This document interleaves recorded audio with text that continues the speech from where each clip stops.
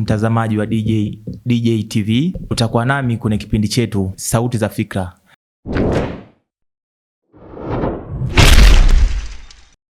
Na mada isemayo afya ya akili kwa wanaume. Kwa majina ni Nasri Ali. Niko hapa studio na mgeni wangu mwanasaikolojia. Kwa majina naomba jitambulishe. Kwa majina naitwa Michael Vunja, ni msaikolojia. Sasa moja kwa moja tuanze kwenye mada yetu ambayo nishatambulisha. Nini maana ya mwanaume? Ili kuweza kuelewa afya ya akili kwa undani zaidi, inabidi tumuelezee mwanaume katika nyanja kuu tatu na tuweze kuwafikia wanaume wote, pasina kusema kwamba labda ni wanaume ni watu walio watu. Kwa hiyo taanza kuzungumzia mwanaume katika nyanja ya kibiolojia. Nikiwa na maana gani? Kwamba mwanaume ni mtu ambaye mwenye homoni ya testosterone ambayo anazalisha hiyo homoni ya testosterone ambayo tunamweka kwenye chromosomes XY. Hiyo ni kibiolojia ambayo anakuwa na tabia fulani kutokana na homoni hiyo. Lakini pia katika nyanja ya kijamii, tamaduni nyingi zinamchukulia mwanaume kama mlinzi wa familia, kiongozi, mtu shupavu, mtu imara. Hivyo basi, hii inamfanya mwanaume anakuwa ni mtu ambaye anajiona ni dhaifu atakapoeleza matatizo yake.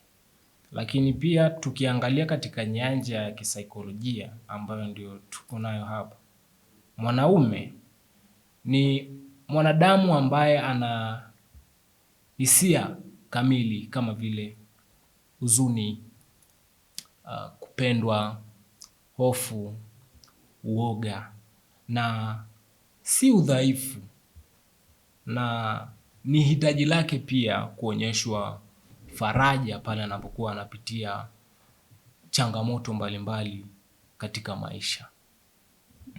Sasa hapa karibuni nimeona watu mbalimbali wamekuwa wanaibiwa nyeti zao. Sasa unakuta mtu amechanganyikiwa kabisa yani. Sasa kama we kwa uelewa wako, sasa mtu kama huyo anakuwa kwenye hali gani akitokewa na kitu kama hicho? Kwa swala hili la nyeti ambalo limetokea katika kipindi hichi na bado linaendelea kutokea, mimi sijaitilia maanani sana, lakini hasa nimeona wanaume wanaibiwa nyeti zao. Ni kweli wanaume wanaibiwa nyeti zao kutokana na taarifa mbalimbali, vyanzo mbalimbali, na mashuhuda wapo ambao wanapitia mambo hayo. Actually kiakili lazima huyu mtu avurugike. Yani ni lazima tu kuna kuchanganyikiwa. Maana amepoteza kitu ambacho ni utambulisho wake muhimu. Sasa ni nini maana ya afya ya akili? Tukizungumza kama mtu ana afya ya akili, nini maana yake? Tunaposema afya ya akili ni neno ambalo ni pana sana, ambalo kila mtu anaweza kulielezea kwa namna yake tofauti, na asilimia kubwa amekuwa akielezea afya ya akili kama ni kuchanganyikiwa. Lakini sivyo. Afya ya akili si kuchanganyikiwa. Sio lazima mtu mpaka aokote makopo. Unaweza kawa mzima pia lakini ukawa una tatizo hilo, changamoto za afya ya akili. Kuna tofauti ya kuwa na afya ya akili na changamoto za afya ya akili. Afya ya akili ni nini sasa? Afya ya akili ni hali ile ya ustawi ambao mtu anakuwa yuko nao katika kuweza kukabiliana na changamoto mbalimbali au mashinikizo mbalimbali ya maisha. Na hii haianzii tu katika matendo. Hii inaanzia katika fikra za binadamu. Inaanzia katika ubongo, na zile fikra ndo zinapelekea yale matendo. Kwa mfano mtu ambaye anawaza mawazo ambayo ni hasi, lazima na matendo yake yawe ni ya kuumiza. Lakini yule ambaye anawaza mawazo ambayo ni chanya, matendo yake lazima yawe ni ya kiustaarabu. Sasa kuna mtu mwingine, yeye unamkuta labda ukigombana naye, labda mpo kwenye malumbano, ghafla unakuta anakung'ata. Sasa mtu kama huyo anakuwa labda ana shindikizo gani ambalo linamsababisha mpaka anafanya vitu kama hivyo? Hiyo inatokana na yeye pia anapitia afya ya akili au inakuwaje? Nimesema afya ya akili ipo kwenye uwanda mkubwa sana. Huyo anakuwa anapitia kwenye jambo ambalo tunasema ni labda ni jeraha la kihisia. Kiwa na maana kwamba kile kitu ambacho umekuwa umemfanyia, wewe unaweza ukaona umemfanyia kitu kidogo. Lakini kumbe kitu ambacho umemfanyia alishawahi kufanywaga huko nyuma kikamletea madhara ya kiakili. That's why unapoenda kumfanyia tena analipuka. Yani anakuwa aggressive sana, anakuwa na hasira sana na kupelekea kufanya tukio hilo. Mara nyingi sisi tunaita PTSD, post traumatic stress disorder. Kwa Kiswahili tunasema jeraha la kihisia. Maana unakuwa umemgusa sehemu ambayo hatamani kuguswa ili kuweza kukumbuka. Sasa wewe umemkumbusha na yeye anataka kukukumbusha kwamba sitakiwi kulikumbuka hili. Kwa hiyo anaamua kuchukua hatua kwa ajili ya kuweza kukuumiza. Sasa ni yapi madhara? Yani madhara gani ambayo mtu kama huyu anapitia? Madhara. Madhara yako mengi sana. Moja wapo ni stress. Wanaume wengi sana wanaopitia changamoto hizi wanakumbana na swala la stress ambalo linakuwa linawafanya waweze kushindwa kustahimili au kufanya yale matendo yao ya kila siku ambao wamekuwa wakizoea kuyafanya. Lakini pia sonona au tunasema depression. Mtu anashindwa kabisa kufanya vile vitu ambavyo amezoea, anaakti, yani anafanya kinyume na namna ambavyo alikuwa anafanya. Ambao hii mara nyingi sana hii sonona inapelekea watu katika kutaka kujiangamiza. Lakini pia uraibu wa madawa. Changamoto za afya ya akili zinapelekea watu kuingia katika uraibu. Maana anapoanza kunywa pombe na kupata kutulia kwa muda, ataona ile ndio njia sahihi ambayo anaweza kuitumia katika kuweza kumfanya aweze kuwa katika hali ya ustahimilivu. Hivyo atakuwa kila akiwa na changamoto fulani ambayo anaipitia anashindwa kuitatua kwa muda huo, lazima atatafuta njia mbadala, na njia mbadala atakayotafuta itakuwa ni matumizi ya pombe, bangi na madawa mengine kama metro na vitu vingine. Sasa mwingine anasema kwamba ni labda nikinywa pombe basi nitakuwa sawa. Sasa pengine labda pombe inaweza kawa ni suluhisho. Watu wanapaswa kuelewa kwamba pombe ni tiba ya muda mfupi. Yani inampa mtu utulivu wa muda mfupi. Unapoondoka mawazo yanaongezeka zaidi. Kwa hiyo na yeye atazidisha kiwango cha kunywa pombe. Akishazidisha kile kiwango cha kunywa pombe, anakwenda kwenye area ya uraibu sasa. Kwa sababu ile ndio itakuwa ndio kitegemeo chake. Mimi nikiwa nina mawazo lazima ninywe pombe ili niwe sawa. Nikikosa pombe sitakuwa sawa. Kwa hiyo ni lazima tu nikipitia changamoto yote kwenye maisha nitakunywa kwanza pombe ili niwe sawa.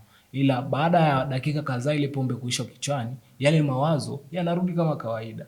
Kwa hiyo unaona tena kwamba pombe si tiba, bali tu ni tulizo tu la muda mfupi wa changamoto ambayo mtu anakuwa anaipitia. Sasa ni njia zipi ambazo mtu anaweza akaepukana na afya ya akili?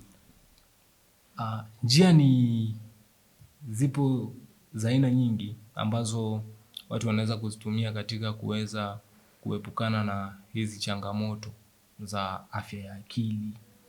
Moja wapo ni kuzungumza. Yani kusema ambacho kinakusibu. Kama wanaume tumekuwa ni wavivu sana katika kuongea mambo yetu. Yani ni vigumu sana mtu yuko razi akae nalo hata miaka kadhaa, lakini jambo linamtesa lakini anaogopa kulisema. Hivyo tuangalie wale marafiki zetu ambao tunaweza kuwashirikisha mambo yetu ya msingi na wanaweza kutupa ushauri sahihi. Lakini pia kufanya mazoezi. Unapofanya mazoezi kwenye mwili wako kuna kemikali ambayo inaachiliwa kutoka kwenye mwili ambayo inaitwa endorphins. Ile endorphins inaenda kuchanua akili, yani inaenda kuipa akili kuchanua. Yale mawazo yote yanaondoka kutokana na nini? Na ile kemikali ambayo imekuwa imezalishwa kwenye mwili ambayo inaitwa endorphins. Lakini pia kitu kingine ni kuvunja ukimya. Naposema kuvunja ukimya, wanaume wengi tumekuwa tunaona kama kuonyesha maumivu ni udhaifu. Ndio hivyo jamii, kutokana na jamii zetu, kutokana na mila, desturi na tamaduni hasa za Kiafrika, tunaonekana kwamba sisi wanaume tunaonekana kwamba sisi ni watu ambao haturuhusiwi kusema maumivu ambayo tunakuwa tunayapitia. Haturuhusiwi kusema yale mambo magumu ambayo tunakuwa tunayapitia. Hivyo inakuwa inatula kimya kimya. Ndio maana ukiangalia kwenye statistics, kwenye chati ya vifo, wanaume wengi wanafariki mapema. Kwa sababu gani? Wanakaa na vitu moyoni. Wanashindwa kutoa vile vitu. Wanashindwa kusema. Kwa sababu gani? Anaona nikitoa jamii yangu itanionaje? Itaonekana mimi ni dhaifu. Yaani ndio wazo la kwanza ambalo linakuja kwenye akili ya nani? Ya mwanaume. Nikisema sitaheshimika, itaonekana mimi sio mwanaume. Mwanaume nimeumbwa kwa ajili ya kushikilia mambo, lakini ni kitu ambacho sicho. Hamna mtu aliyeumbwa kwa ajili ya kushikilia matatizo. Lakini pia njia nyingine ni kupunguza vilevi au hivi vileo, tunasema ulevi, pombe. Pombe. Kupunguza ulevi kwa sababu gani? Kama nilivyosema mwanzo, wanapaswa kupunguza ulevi kwa sababu ulevi ni tiba ya muda mfupi. Ni tiba ambayo unakunywa, unajiona uko sawa. Ikiisha, matatizo yanarudi upya. Tena linaongezeka na tatizo lingine la uraibu. Kwa maana yake utarudi tena kwenye pombe kule tena ili tibu tatizo lako, alafu iwe hivyo tena. Litatibu kwa muda mfupi, lakini pombe ikishaisha sasa tatizo linarudi tena kama kawaida. Unaanza kuliona tena tatizo lako kama kawaida. Tena utaanza kuliona kwa ukubwa zaidi. Sasa ushauri wako ni upi? Ushauri wangu kwa wanaume wote katika hili swala la afya ya akili ni kuweza kulichukulia hili swala katika maana kubwa, kama ambavyo napenda kusema waichukulie afya ya akili kama ndio msingi wa afya ya mwili. Kwa sababu gani? Anapoichukulia afya ya akili kama ndio msingi wa afya ya mwili, sasa hivi watu wengi sana wanafariki kutokana na maradhi ya akili na sio maradhi ya mwili.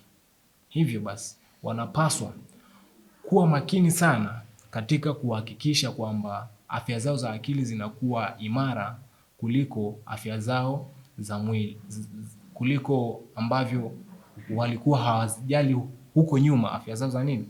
Za akili. Kwa sababu hii itapelekea kuweza kupunguza haya magonjwa mengine ya mwili kama vile heart attack, kama vile pressure,